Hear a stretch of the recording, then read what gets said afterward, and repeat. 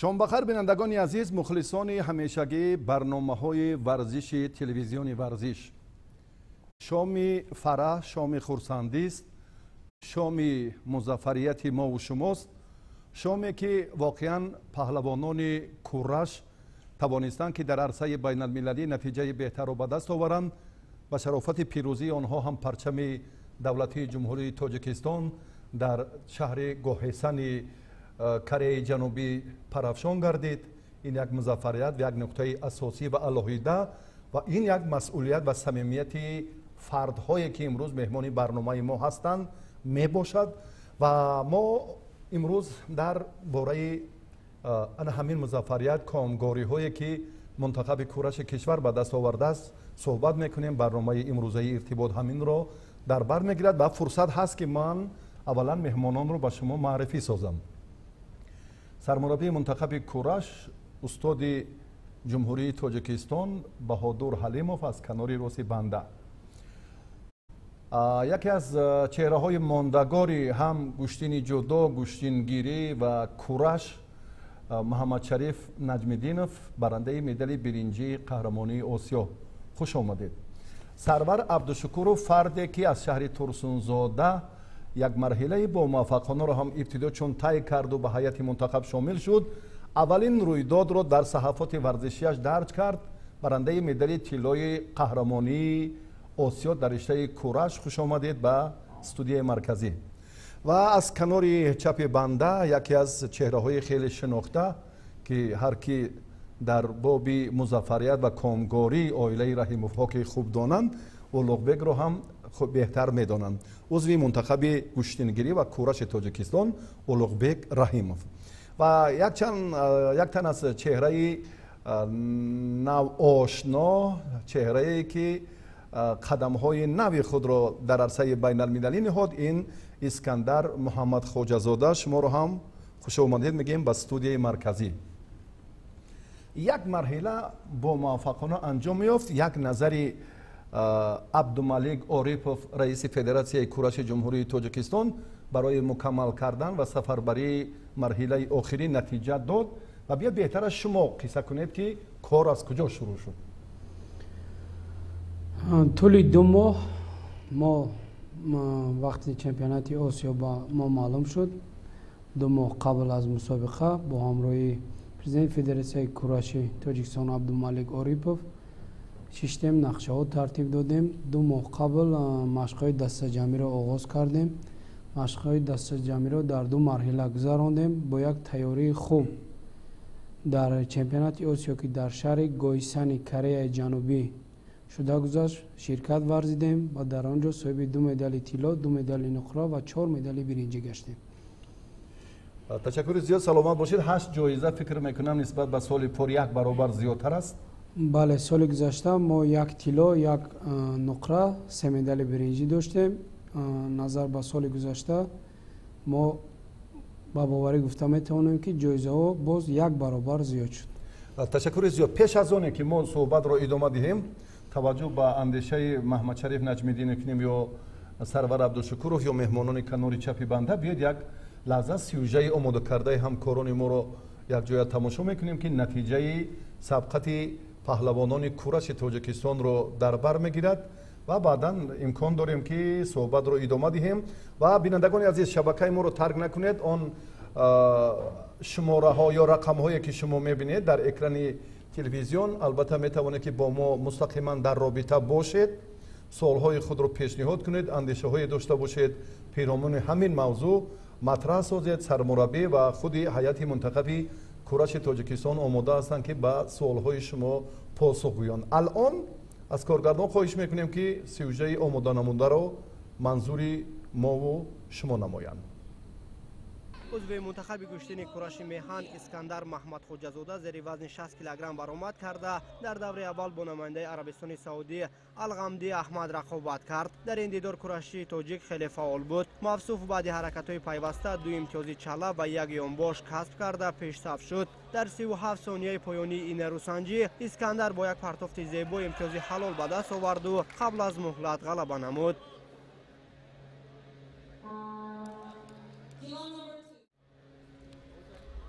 در مرحله چهار یک نهایی اسکندر محمد خوجازوده با ورزشکار قرقیز کناتبک اولو رقابت کرد. این نیروسنجی برای ورزشکاری ما اندکی مشکل سپری گردید. تا ثانیه های آخری وقت اساسی اسکندر از لحاظ امتیاز خفا میموند، ولی در فرصت فاصله 20 ثانیه کرشی تاجیک چالاکی خش را نشان داد و با کسب یک یانباش و 2 چاله دست بالا گردید.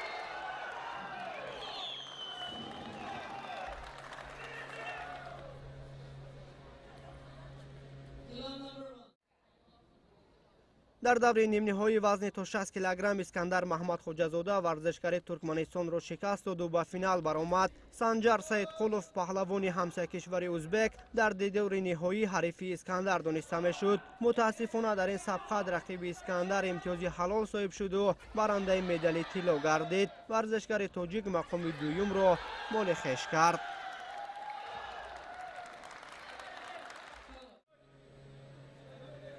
همزمان در چمپیونات آسیا سرور عبدالشکورов درخششی عالی نشان داد. این ورزشکار در وزن تا 66 کیلوگرم جلوی هنر نمود و در رقابت نخست خود با نماینده فیلیپین رایان کریستیان گشتن گرفت. سرور در این دیدار با دریافت یک یانباش و 2 چاله پیشگام بود. مفصوف در دقیقه های آخری این دیدار با انجام یک اصول سری وقتی حلال به دست آورد و غالبیت را صاحب گردید.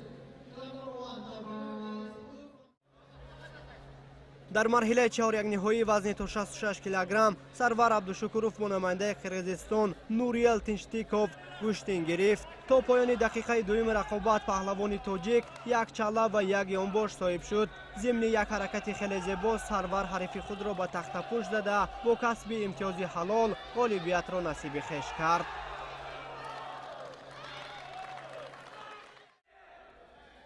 سرور عبدالشکورov در دور نیم نهایی حریف خویش از تایپی چین را از صد راهش دور کرد و به فینال راه خود را هموار ساخت.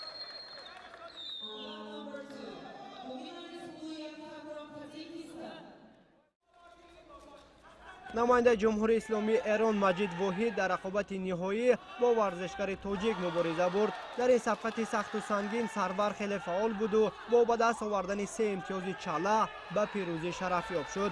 ورزشکار ایرانی باشد مقام دوم را به دست آورد.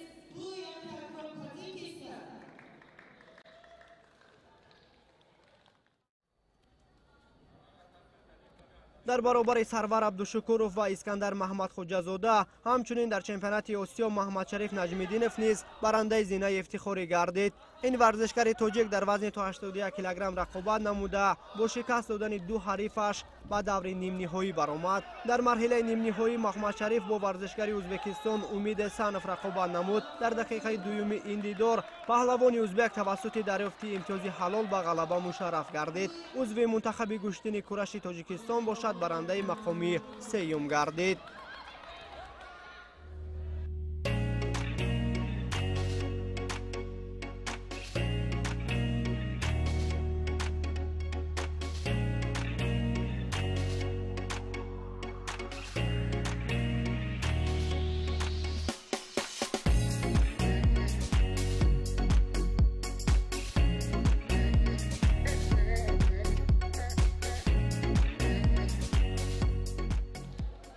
در روز آخر چمپیونات آسیا اید با گشتن کرش رقابت‌ها میان سنگین وزن‌ها صورت گرفت که در این میان ورزشکاران تاجیک صاحب 3 مدال از جمله 1 طلا و 2 نشانی برنجی شدند. عضو تیم ملی کرش کشور همروز رجبوف در نیروسنجی‌های وزن تا 90 کیلوگرم جلوی هنر نمود.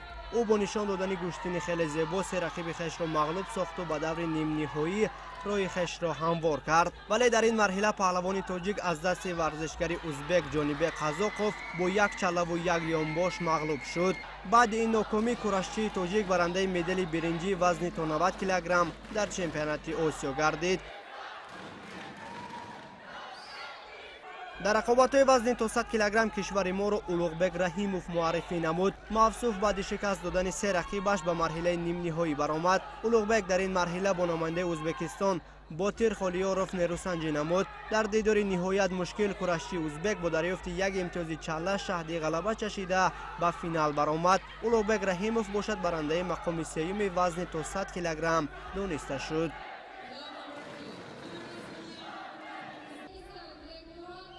در چمپیونات آسیا شکر محمد میرمحمدov درخشش عالی نشان داد. این پهلوان سنگین وزن تاجیک در وزن 120 کیلوگرم هنر نمایی کرد. مافسوس با شکست دادن سه ورزشکار از کشورهای گوناگون به رقابت نهایی راه یافت. ورزشکار ازبک بکمراد آلتیبویف در فینال برای به دست آوردن نشان طلا با ورزشکار تاجیک مبارزه برد. در این سبقت نهایت مشکل هر دو پهلوان یک یانبوشه به دست آوردند. از لحاظ آنکه آخرین شده ورزشکار ما این امتیاز را کسب کرد، غلبه را به دست آورد. قابل قید است که در عموم ورزشکاران تاجیک از چمپیونات آسیا به کورش 8 مدال، 2 طلا، 2 نقره و 4 برنجی به دست آوردند. به غالبان و جایزه‌داران همه وزن‌ها در پایان رقابت مدال و سپاسنامه سپرده شد. با شرافت مظفریت شکر محمد میرمحمدov سرود ملی کشور صدا داده پرچم دولتی پرافشان گردید.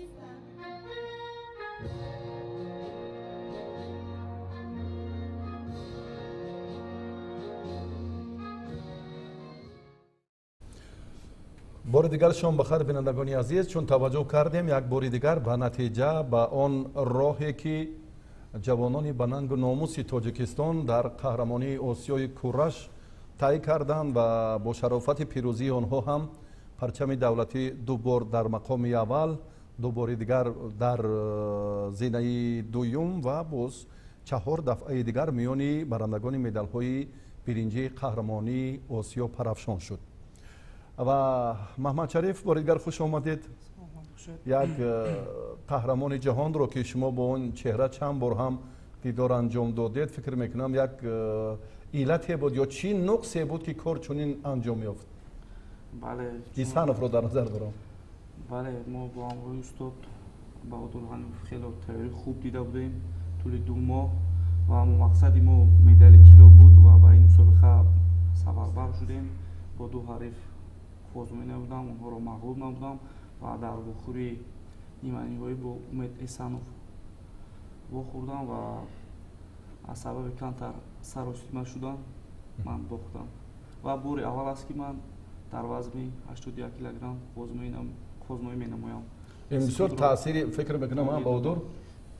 بله، این وزن برای هر یک ورزشگر کمی دشوار است و با باوری گفتم میتونم که در مسابقه های آینده محمد شریف نجدینو باز بهتر خوبتر در این وزن آزمایی کرده پرچم دولتی از زمان رو بلند میبرد. قبلا از روی نتیجه های چمپیونات جمهوری تاجیکستان در این وزن معلوم نبودم بچه هایی که سفر برشان در این غالب این وزن در چمپیونات جمهوری تاجیکستان کدامی که در چمپیونات جمهوری تاجیکستان غالب آمد، ما همانها رو با چمپیونات آسیا سفربر کردیم.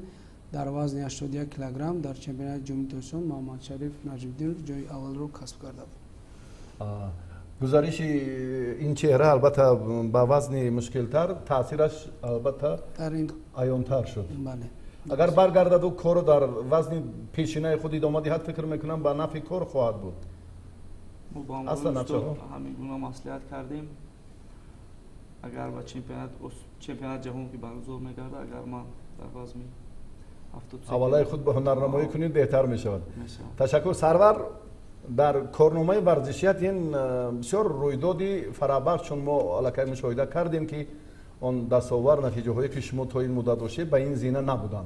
بله، ما در چمپیونات آسیا کورش خیلی خوب گشتین گرفتیم. پیش از این گفتن لازم است که ما تیاری خوب قطعی رفته بودیم. در طول 2 ماه با استاد بهادر حلیمov تمرین خوب کردیم در 2 بست و ما توانستیم که در آنجا گشتین خوب نشان دهیم و پرچم تاجیکستان رو پرافشان کنیم. احساسات فکر میکنم اون چی گوییم، اگر بگیم که تجربه کم یا نقاط دیگری که با جریان رقابت ها تاثیر میرسونید در شما عموما نبود. این بسیار خوب که تا با فینال نتیجه های ارزنده، حتی یک چهره سرسخت گوییم یا مشهور ایرانی رو هم دوچاری ناکامی کردن، این کاری سهل و عادی نبود. تشکر، سلامت باشید. یک اولوبگ اگر ما باز هم اگر رجوع کنیم اعتبار دهیم با اون دستاوردهایی که شما در سال اخیر به دست آوردید، اطمینان سرمربی رو با نتیجه بهتری همین چمپیونات آسیا قوی تر کرد. اما با استثنای یک دیداری که شما چله رو از دست دادید. بله، ман дар даври аввал озод будам ва дар даври дуюм рақиби ман аз давлати Муғулистон буд. Онро мағлуб кардам ва дар даври сеюм бо ҳарифи ҳамсоя давлатамон Узбекистон буд. Ман хаёл мекунам аз ҳисоби таҷриба бохтам, барое ки аввалин мусобиқаи берун аз кишвар оид ба кураш буд ва бо як огоҳӣ ба ҳарифам бохтам.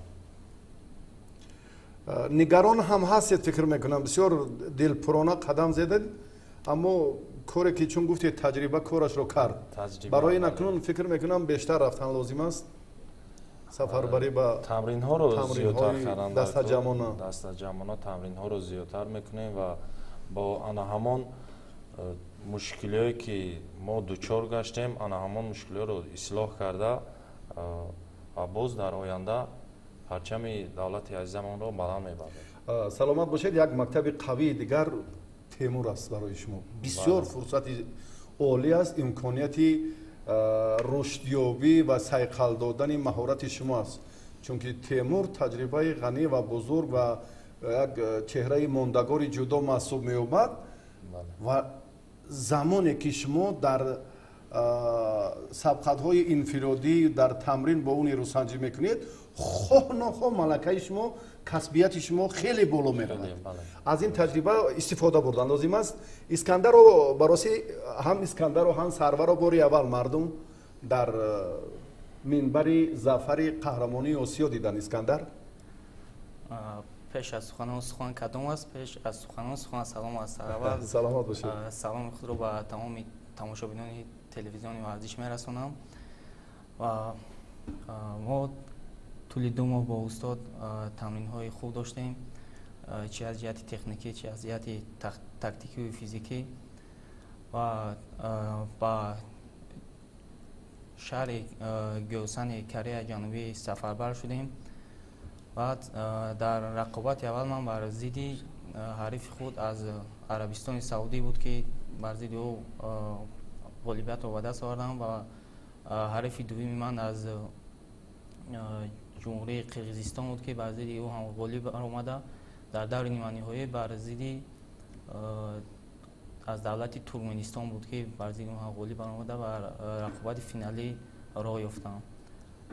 дар рақобати финалӣ бошад, ман фикр мекунам аз ҷиҳати камтаҷрибагӣ бале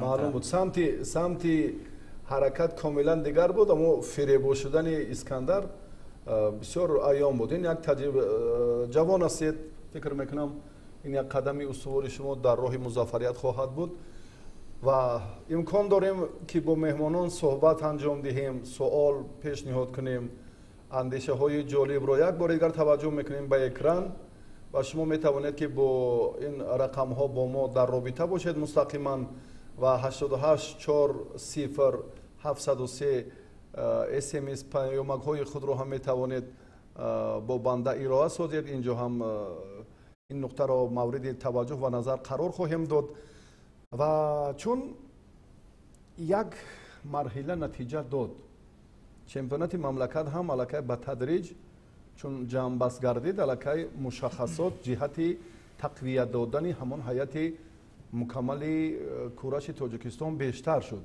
аз нигоҳи шумо чӣ намерасад барои такмил додани ҳунари паҳлавонони вазнашон андаке гаронтар? яъне имрӯз мо агар ҷойгузини Маҳмадшариф нафари дигарро пайдо мекардем, ин ҳам аз рӯи қоида нест ки чунки дар чемпионати мамлакат ин чеҳра ҷои аввалро гирифт.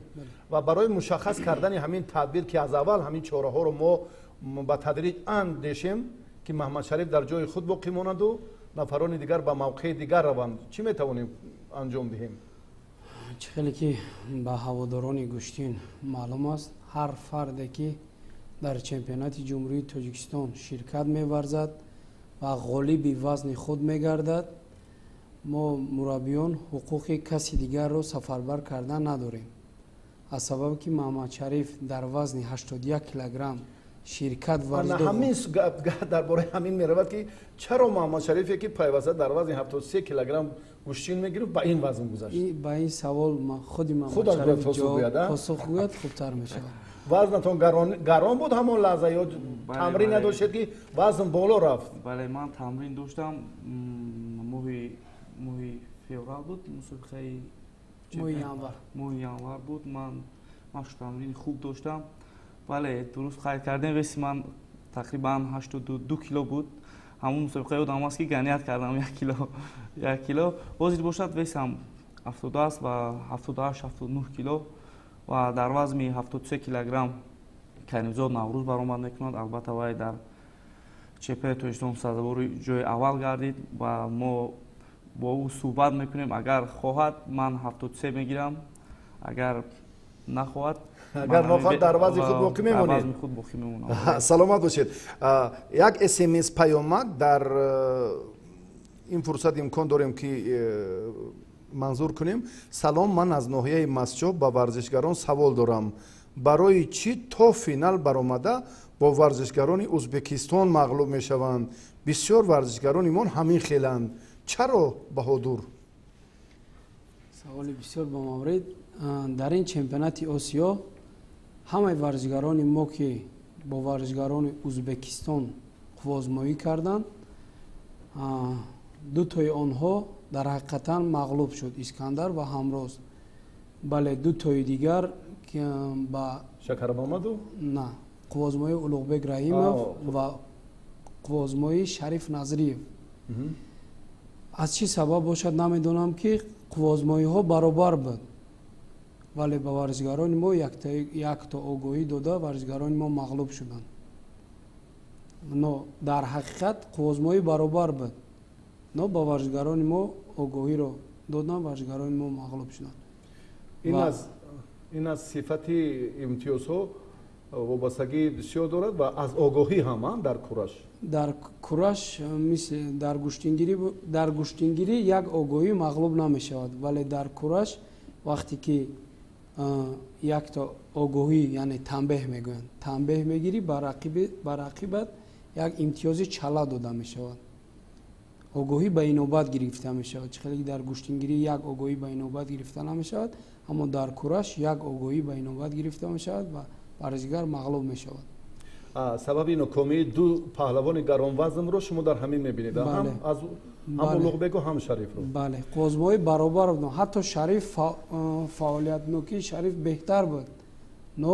نادیده گرفتن؟ بله نادیده گرفتن. کورش گویم اگر گویم که کشور همجوار ما بله همین تولید کورش هم از همین منطقه است. اکنون با صلاحیت کار داوران است. من روسی در این مورد یا نقطه نظری علاهیده خود رو هم داریم. بگذار اشاره دارن که یک نفر در رابطه هستن. بگذار میشنویم. الو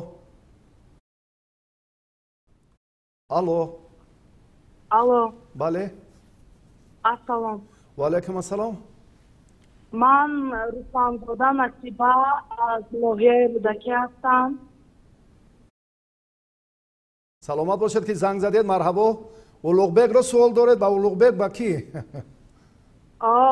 در اول میخواهم همه ورزشگران را با روز ورزشگران تبریک نمایم، همچنین اهالی جمهوری تاجیکستان را. سوال نیست، ما مخلص اشدی تیمور رحیمov و اولوغبک رحیمov هستیم و تشکر و سپاسگزاری خود را میرسانم که چنین شخصانی با آبرومند و جسور دارد. تنها تشکر سپاسگزاره. سلامت باشد که زنگ زدید. توجه خودش علاکه یک نقطه خیلی والا اکرام ایزد کردید. بر روزی ورزشگران حتی از ما هم پیش دستی کردید. سلامت باشید. سلامت باشید. در عرفه جشن با شکوه روزی ورزشگران با خزینه ورزش میهن این جوانمردان بننگ و ناموس تاجیکستان جایزه های افتخاری جمع کردند. 2 مدال طلا، 2 نقره و 4 برنجی که این هم در فعالیت فدراسیون کورش جمهوری تاجیکستان تحت رهبری عبدالملک عارفов باری اول است. من فکر میکنم اون برنامه‌های الهیده که ایشان مطرح کردن، اون نقشه های بیشتری که بله توسط عملی کردن اونها باز یک کسبیت دیگری مربیان لازم است. اگر مربیان در این زمینه توجه الهیده داشته باشند، باز هم پهلوانان قوی ارزنده لازم است که هیئت رو مکمل کند. بسیار وابستگی بیشتر دارند این سه عنصر، سه عامل، سه شاخه الهیده که هست. اینجا هم اندیشه ها. سلام، من از ناحیه ونج از ولایت مختار کوهستان بدخشان خودی حاضر به برنامه ارتباط پیوستم. یک سوال داشتم، برای چی ورزشگران وزنشان وزنین با استثنای شکر محمد میر محمد در این مسابقه سفربر نشدند؟ این برادر عزیز در ابتدا برنامه ما رو تماشا کردن نتوانستند. با این سوال شما پاسخ داده بودید؟ یک بار دیگر به خاطر احترام برادر که از ونج زنگ دادم. در مسابقه شکر محمد هم شریف بود، هم شریف بود، هم شکر محمد شرکت ورزیدن و شکر محمد غالب این مسابقه شد. سلامت باشید. شریف علت باختش رو گفتیم. یک نفر در رابطه هستند، بیاید باز توجه میکنیم با اون نفرانی که میخواهند باز کنجکاوی کنن، نقطه های الهیده رو فهمند. چرا تخلص محمد شریف رو نگفته؟ گفته اشاره کردن اینجا چند نفر دیگر. سلامت باشید. شام خوشنودی است، شامی فرح ایدانه ایدی ورزشگران که بعد یک روز دیگر این ایدی با شکوه جشن میگرفته میشد. الو سلام علیکم. و علیکم السلام. شام بخیر. رحمت بخیر. سلامت باشید. خود رو معرفی میکردید بهتر میشد. استاد سلام علیکم. استاد مهدی عبدالرحمن جامی اشوربگ میربایف. سلامت باشید. تشکر که با ما پیوستید. استاد همه پهلوانان رو با این روزهای نیک رسیدن، همش از نام خود، از نام مخلصان جودو ملی کورش تبریک میگویم. سپاس. استاد یک دو سوال داشتم. مرحبا. استاد سوال ما برای همین استاد شکر محمد میباشد که برای چیزی همین شکر محمد بسیار اصولهای سری سیوجی یعنی کیفت همه استفاده نمیبرد.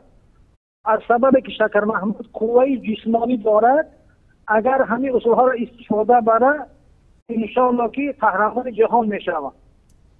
پهلوان جهان شد، قهرمان جهان در گشتنگیری شد، در کورش هم میشود.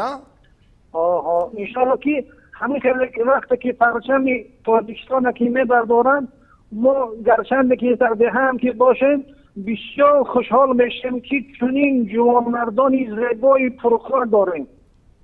آفرین. بله. چله که عابد جبل، نورالی جان، تمام مردم جودو جهان حیران ماندن و مثل همین پهلوانان همین خیلی مستحکم، چاقان، چالاک و تندرست باشند.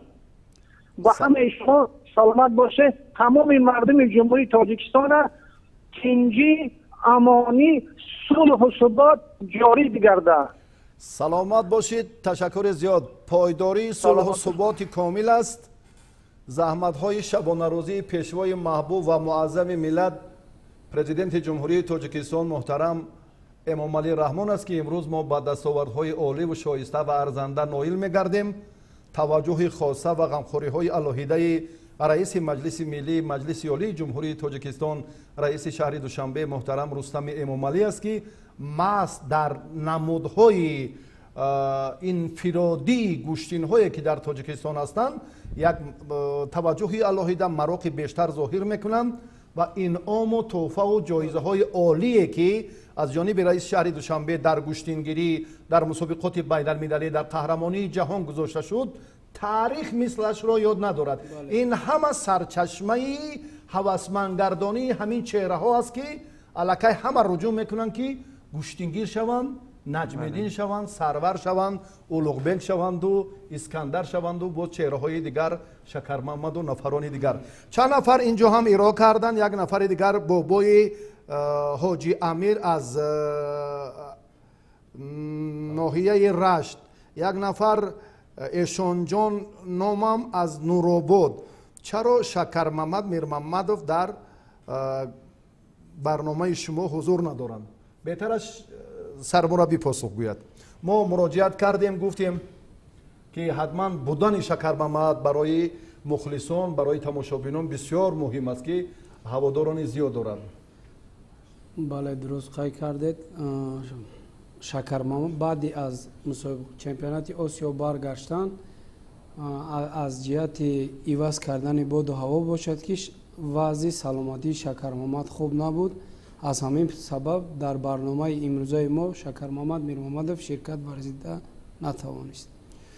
سلامت باشید. بعضی ها گمان نبرند که ما شکر محمد با مثل یعنی که اوبید جیبوف هم دعوت ما رو نپذیرفتن شرکت ندارند. اینها رو ما ماده اول میگذاریم که کمال احترام از این چهره ها باید به مردم به نسل نوروز بیشتر معرفی گردند. این یک جهتی روانی پهلوانان جوان رو قوی میکند. هوسمندی نسل نوروز رو هم به فردای تمرین و گشتین و مسابقه و پرافشانی پرچم باز هم زیادتر و بهتر مینماید. و چون سالها بیشترن اگر در خط رابطه کسی پیدا شود ما میتوانیم که باز هم اینجا وصل کنیم. شکر محمد میرمحمدов چی گفتند؟ پاسخ این رو الکی سرمربی دادند. و با اولوغبگ یک سوال داشتم برای چی قبلا در کورش برآمد نمیکرد؟ من در سال 2024 یکم مرتبه در چمپیونات ریسپوبلیکا برآمد کردم و در آنجا در چمپیونات جمهوری تاجیکستان برآمد کردم و در آنجا من در تا نهایی رفتم و من باختم. سزاوار مدال نقره گشتم و در چمپیونات کشور ها؟ بله در سال 2024 و این سال من توانستم غالب مسابقه گشتم و راحت به چمپیونات آسیا گرفتم. سلامت باشید. بعضی جوانان بعضی بچه هایی که اگر گویم با عزت نفسشان هم نرسد بعضی نفرانی که اکنون ابتدای کار رو که کم درک میکنن گمان میکنن که اینها رو سفرور نمیکنن. سرچشمه اساسی کاری که از اونجا شروع میگردد بهادر از همون نتیجه چمپیونات کشور است که هیئت منتخب تاجیکستان در هر نوع ورزش مکمل میگه انتخاب میشود مکمل میگردد. پیش از چمپیونات مملکت در منطقه ها هر در ولایت هر شهر ناحیه همین مرحله ها رو پشت سر میکنن و بعد چمپیونات جمهوری میان. همین است بله همین است ترتیب درستی انتخاب منتخب تاجیکستان. برای همین گله ها جای دارن. من فکر میکنم که یک نقطه الهیده که امروز هست من این چهره نو جوان خیلی امیدبخش رو اسکندر رو دیدم که الکی نو بسته از اونه که قدمی نخستینش بود با فینال رفت. اسکندر خود رو چگونه احساس کردید؟ من از پیش از همه تئوری ما خوب بود و ما در این مسابقه با استاد بسیار کار کردیم و من خود رو از جهت تکنیکی و فیزیکی بسیار خوب احساس میکردم و باوری داشتم که از اینجا من با مدال به وطن برمیگردم. سلامت باشید. تشکر زیاد. با معلومات بینندگان و مخلصان میرسانیم که بهتر از آن لحظه که شما زنگ میزنید امکانیت نیست که ما با سوالهای شما پاسخ گوییم. بهتر است که SMS پیامک نویسید ارائه کنید. اینجا ما با نوبت خواندن منظور میکنیم و با سوالهای خود پاسخ خواهید گرفت. مثل یعنی که چندین بچه های مسشاه از رشت نورآباد از توسخلا ناحیه واسع از تیمور مالک هم پاسخ کردند و با یادم آمد یک نفر اینجا نوشته کردن که همون شکستی نوروز کریمزاد رو سرمربی میتواند که توضیح دهد. یک نفر از مسشاه بود. بله نوروز کریمزاد خیلی که ما میدونیم یکی از بهترین پهلوانان جمهوری تاجیکستان به حساب میرود. او در این چمپیونات با یک تئوری خیلی خوب تئوریش خیلی خوب بود ولی ورزش برد و باخت دارد. مغلوب شد. این پایانی کار نیست. باوری کامل دارم که در مسابقه آینده نوروز پرچم دولت عزیز ما رو بلند میبردارند. سلامت باشید. نوروز کریمزاد هم یک اسم پیامک ارائه کردند من با محمد شریف نجمیدینов دوستم، برادرم. ما در حیات منتخب باقی میمونیم. اون چیزی که هدف ما یگانه هست این معرفی وطن محبوب ما تاجیکستان در عرصه جهانی است. سلامت باشید. نوروز من فکر میکنم که امروز همه آنهایی که کمر همت میبندند، همه آنهایی که قدم به میدان نبرد و نیروسنجی های انفرادی مینهند، هدفشان یک است: تنها پرافشانی پرچم، تنها ظفر، تنها موفقیت. اکنون نسبت به سال پر یک برابر نتیجه بهتر گردید. فکر میکنم که باز هم مسئولیت بیشتر می شود که شما رو چمپیونات جهان انتظار است. بله، دو ماه بعد ماه نوامبر در شهر ترکیه انتالیا ترکیه چمپیونات جهان برگزار میگردد. ما کوشش میکنیم که در سیاست خیرات پرورانه و ورزش پرورانه اساسگذار صلح و وحدت ملی، پیشوای معظم ملت محترم امام علی رحمان و دستگیری‌های همیشگی رئیس مجلس ملی، مجلس عالی، رئیس شهر دوشنبه محترم رستم امامی سهامگذار باشیم و با همراهی رئیس فدراسیا یک برنامه‌ها هستند که ما آنها را راه اندازی میکنیم با یک تیم پرقوت با این مسابقه سفربر بشیم و باوری کامل دارم که در آنجا هم با یک نتیجه خوب را به دست میاریم و پرچم دولت عزیزمون را بلند میبرداریم. تشکر زیاد. یک نفر نوشتن که در جودو منتخب بانوان موجود است، این نقطه در کورش چگونه وصل میشود؟ سوال خیلی با مورد. ما دیروز با همراهی رئیس فدراسیا در این مسئله خیلی صحبت‌های زیاد داشتیم. رئیس محترم عبدالمالک عاریپوف قید کردند که ما باید در این چمپیونات جهان نه کمتر از 2-3 بانو ورزشگر را آماده سازیم و سفربر نماییم. ما مشق‌های دسته‌جمعی را و در وقت مشق‌های دسته‌جمعی با نوبت میگیریم و 2-3 بانو ورزشگر را به چمپیونات جهان که 2 ماه بعد در انتالیا ترکیه برگزار میگردد سفربر مینماییم. سلامت باشید. تشکر. من ذکرالله تشکری مرا به شکرمحمد میرمحمد رساند که پرچم ما را در عرصه بین المللی بلند برداشتند. در همین پخش مستقیم البته ذکرالله خواهش کردند. تشکر به همه گشتنگیران تاجیکستان. تشکر به اولوغبک. سلام مرا از شهر حصار قبول کنید و به پهلوانان با ننگ و ناموس تاجیکستان رسانید. و راستی دو چهره که شما گفتید هر دو هم ارزندند. جوانایی که نو بر عرصه بین المللی قدم نهادند، اینها هم سرور و هم اسکندر. چی امیدواری ها هست، چی نقشه ها هست که اطمینان باز هم تماشابینان و هم مخلصان بیشتر و زیادتر گردد؟ سرور نقشه ها از پیش چمپیونات جهان داریم. در حضنا استاد گفتند که در انتالیا ترکیه ما با تیاری خوب می رویم و از اونجا ما می توانیم که با نتیجه های خوب برگردیم.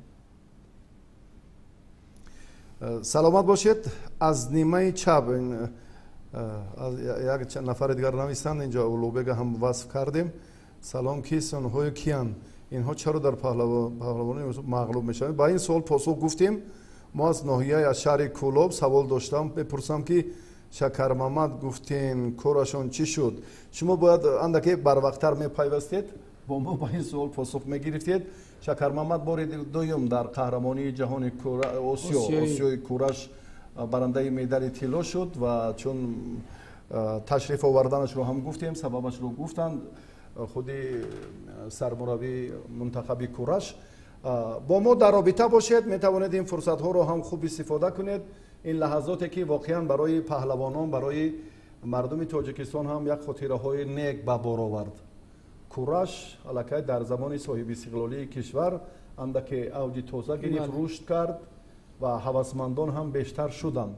اولوغبک چی نمیرسد با اون چهره هایی که махсусан дар вазни гарон теъдодашон камтар аст ки шумо дар ин ҷода бисёр танқисӣ доред чун дар боби тақвияти ҳунари шумо бо темур гуфтем. ман хаёл мекунам ки бисёртар барои ҳамон машқҳои дастаҷамъӣ ҳамон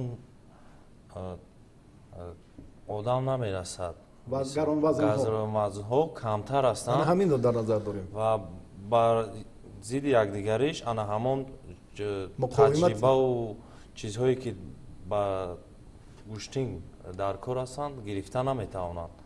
мисол дар дигар давлатҳо мебинед ҳарифҳо вазнбинтар аст 140 килограмм 150 килограмм ана ҳамон қувваву таҷриба дар ҳамон ҳарифҳо дар мо камтар ҳастанд ба ҳавли спарринг партнёр мегӯям. бале сабабашро метавонед сармураббӣ бо инҷо илова кунед ё чӣ назар доред дар ин бора ки ин як мавзӯи доғи рӯз аст дар курраш ҳам ҳамин хел дар гӯштингирӣ ҳам дар ҷудо ҳам дар аксари намудҳои варзиш ва махсусан дар гӯштингирӣ. бале улуғбек ҳам хеле хуб қайд карданд. сабаб дар ҳамон чӣ хеле ки улуғбек ҳам қайд кард спарринг партнёр дар мо камтар аст. мо ҳамин тӯли 2 моҳ машқҳои дастаҷамъӣ гузарондем ба Шакар ба Шариф Назриев кам буданд ба мо ба кӯмак Мансур Раҳмонов Хуршед Маҷидов Ҷаҳонгир Маҷидов буданд бачаҳо вале камтар буд хеле кам буд. акнун иллати инро ё сабаби инро агар бо андаке болотар таваҷҷӯҳ кунем назар кунем бояд ҳамон мактабҳои варзишӣ бале мактабҳои варзишӣ шаҳру ноҳияҳо вилоятҳо аз ҳамон ҷо селексия бале аз ҳамон ҷо кор ки беҳтар шавад ҷалб кардан гаронвазнҳо бачаҳои арзанда нафарони дигар оҳиста оҳиста инҳо ба ҳамин марҳилаи вақте ба ҷумҳурӣ меоянд дигар ба мо осонтар мешавад. бале хеле сарчашмааш аз ҳамин ҷост. як нафар навистанд ман Файзиддин аз бульёни болои ноҳияи Данғара нафаре ки бисёр гӯштинро дӯст медорад муҳаббати алоҳида доранд ҳар баҳор барои паҳлавонон тантанаи гӯштин барпо мекунад дар Данғара дар бульёни боло худ бале соҳаам дигар аст аммо то кунун ҳам гӯштин тамрин мекунам бо фарзанди Садриддин Обидов Саймуми Обидов. бачаҳоро аз номи ман самимона муборакбод гӯед ва нақшаҳошона метавонанд ки боз каме васеътар тавзеҳ диҳанд. бале чӣ хеле ки қайд кардем сараввал чемпионати ҷаҳон аст барое ки вақт камтар аст 2 моҳ ин вақти хеле кӯтоҳ аст мо бояд дар 2 моҳ ба як тайёрӣ хеле хуб бинем ки баъди ин натиҷае ки мо дар чемпионати Осиё ба даст овардем пеш равем. бале мехоҳем ки боз аз ин хубтару беҳтар дар чемпионати ҷаҳон баромад кунем. сафарбарии дастаи мунтахаб берун аз Тоҷикистон барои тақвияти кор ҳаст ба нақша? нақшаҳо зиёданд нақшаҳоро намегӯям нақшаҳо вале хеле зиёданд махфиянд. бале махфиянд бо ҳамроҳи раиси федератсия дирӯз хеле суҳбатҳои хуб доштем нақшаҳо хеле зиёданд сараввал нақшаи мо ин чемпионати ҷаҳон аст ва баъдан ҳадафи асосии мо соли 2026 ин бозиҳои осиёӣ аст ки намуди кураш дар ин шомили ин бозиҳои осиё аст. дар бозиҳои осиёӣ кураш аз рӯи 3 вазн 66 килограмм 81 килограмм ва вазни сангин вазнҳо. маъзарат мехоҳам як нафар мехоҳанд дар робита бошанд имконияташ медиҳем баъд аз суҳбатро идома медиҳем. алло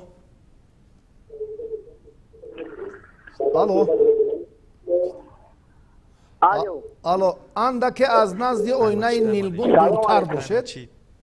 алло дуртарем. салом алайкум. ва алайкум ассалом.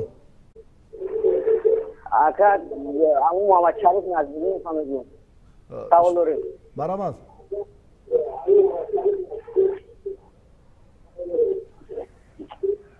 мегӯм در چمپیونات جهان در چی همه گل اول فرد در جام رئیس شهر همه جای اول گل کرد در اون صورت 6 نفسی جای سومش گل کرد. عموما راستی برادر عزیز شما ما رو میشنوید؟ شما برای که آوازتون شفاف بلند باشد اندکی دورتر باشید خواهش میکنم. از نزد آینه نیلگون دورتر روید بعد صحبت کنید.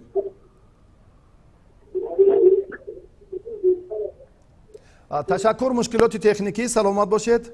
محمد شریف بدون این گفته‌ها هم میتواند یک تقویت هنر خودش هم باز بیان داشته باشند.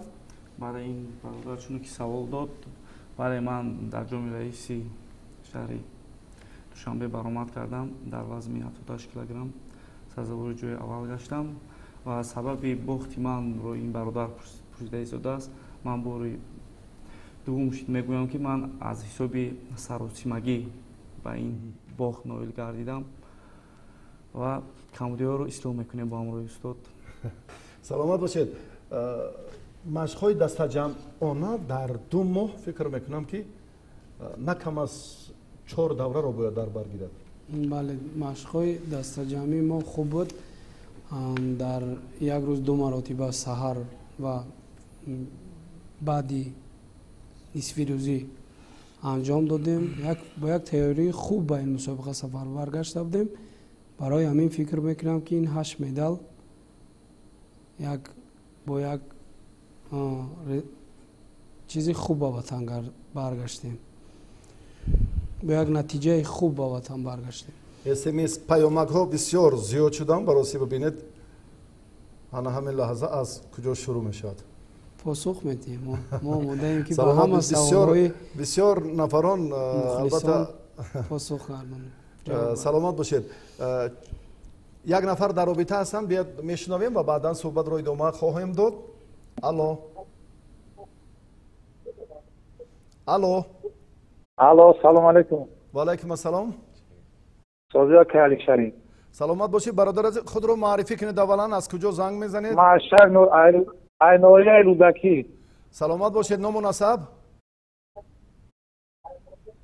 باقیزاده هستم. باقیزاده برادر مشتین کوراش در بسیار مخلصم. سلامت باشید. روز بخیر باشه اکا جان. سلامت باشید. شب خوش. نجمدین به یک شواب باره. مرحبا.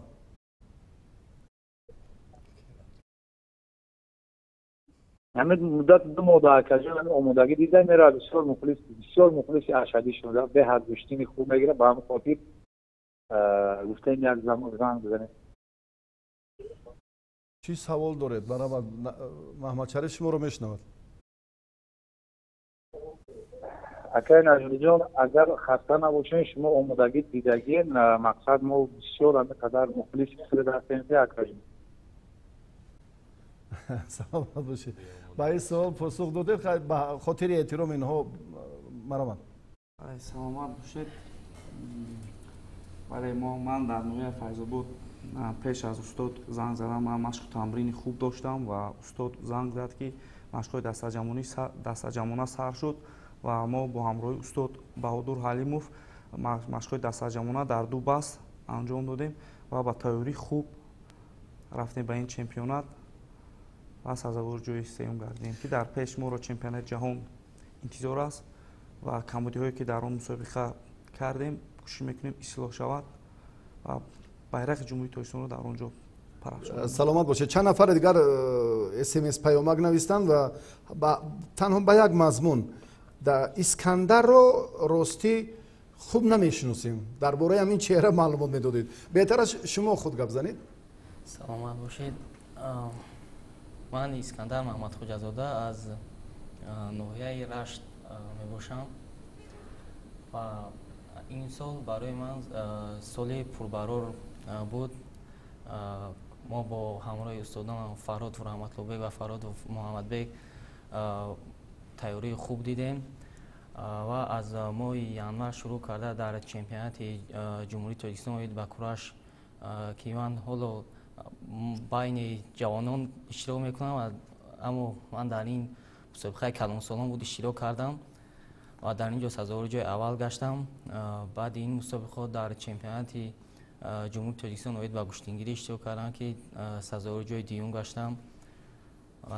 баъдан дар мусобиқаи байналмилалӣ ки дар Истарафшан баргузор гардид, дар он ҷо низ сазовори ҷои аввал гаштам ва баъдан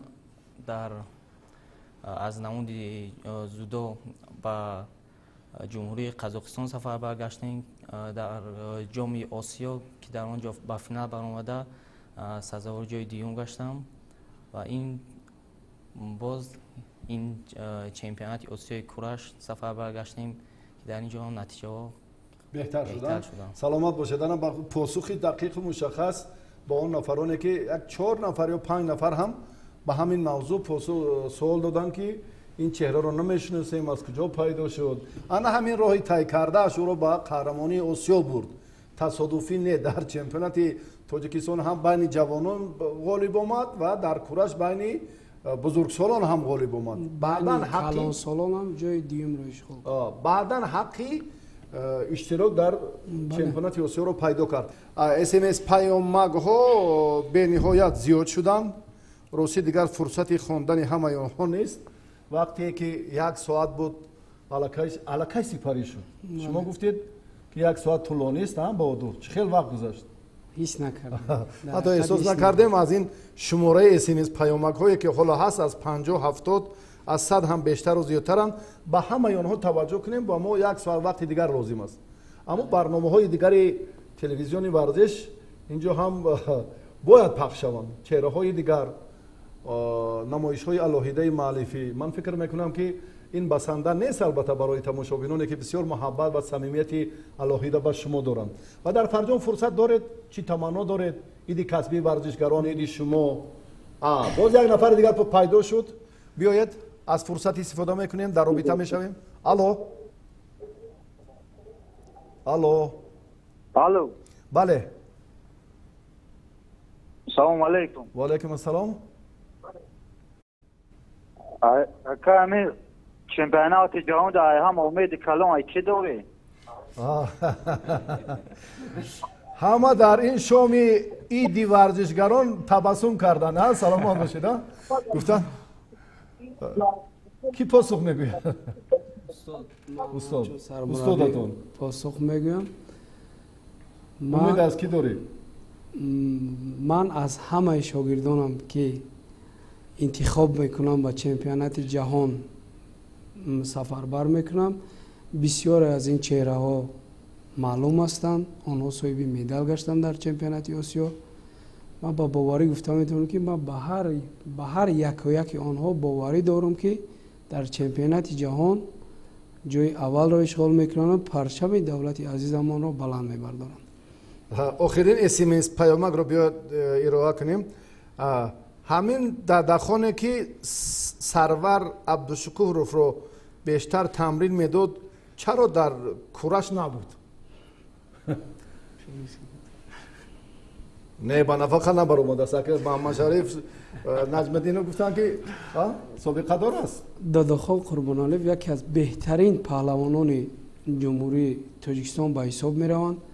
агар хато накунам тӯли 20 сол зиёд ҳаст майдондорӣ мекунанд, вале синну солашон ба як ҷо расиданд. аз ҳамин сабаб дар вазни Дадахон Қурбоналиев Шакар Маҳмад Мирмамадов ғолиб омад. аз ҳамин сабаб ин вазнро дар чемпионати Осиё Шакар Маҳмад Мирмамадов муаррифӣ кард ва 2 сол пай ҳам ғолиби чемпионати Осиё шуд.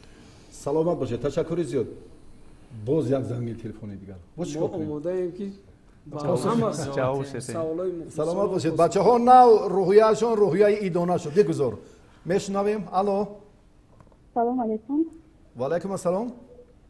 ман аз Зоҳира мехостам ба Маҳмадзода Искандар савол кунам.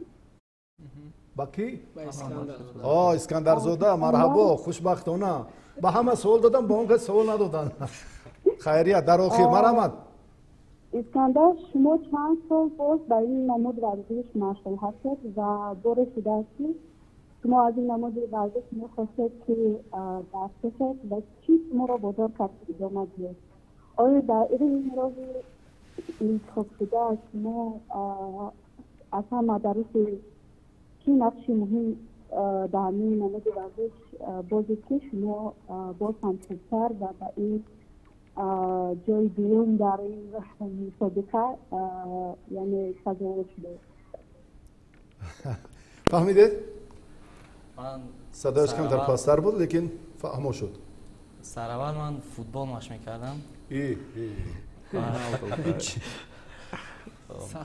و بعد فوتبال من رو عمکم که با گوشتین شوق داشت من رو عمکم با طول ورزشی شهر غرم برد شهرک غرم برد و در اونجا من از صنفی 3 یا 4 تقریبا مشق میکردم و آهسته آهسته قدم به قدم مشق کرده و باز وقتی به شهر اومدیم در شهر مشق‌های خود رو نقص‌تر کردیم و هدف هر یک همین ورزشگر بلند برداشتن پرچم جمهوری تاجیکستان است و من با باوری گفتم میتونم من حالا جوانم و در آینده در بازی‌های المپی ان شاءالله اشتراک میکنیم. نیت یک نیمه دولت. بله امیدها هست، آرزوها هست. البته ان شاءالله اشتراک کرده از چمپیونات جهان مسابقات بین المللی ما با مدال‌های رنگارنگ برمیگردیم. سلامت باشید. تشکر. یک بار دیگر حضورتان رو خیر مقدم میگوییم. یک بار دیگر از نام کل ورزشگران، از نام مهمانان ارجمندی برنامه مؤلفه ارتباط همه شما رو با عید ورزشی، عید کسبی ورزشگران تبریک میگوییم که روزی 10 اوگوست استقبال گرفته می شود.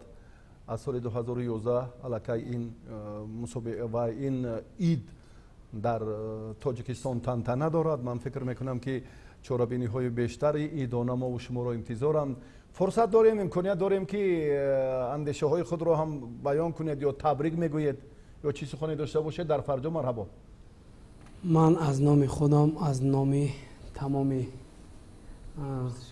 کماندم، دستم همه ورزشگران را بر روز ورزشگران تبریک مبارکباد گفته با همه آنها بردباری ها خواهانم. نجم‌الدین محمد شریف. بله چون که استاد خیر کرد من هم نیز همه ورزشگرانی جمهوری را با این روزی ورزشگران مبارکباد میگویم. بسیار چی آرزوی چی هدفی دارم جامعه عمل کرد. سلامت باشید سرور. من هم نیز همه ورزشگران را با این روز تبریک گفته با از نام دستم تبریک میگم.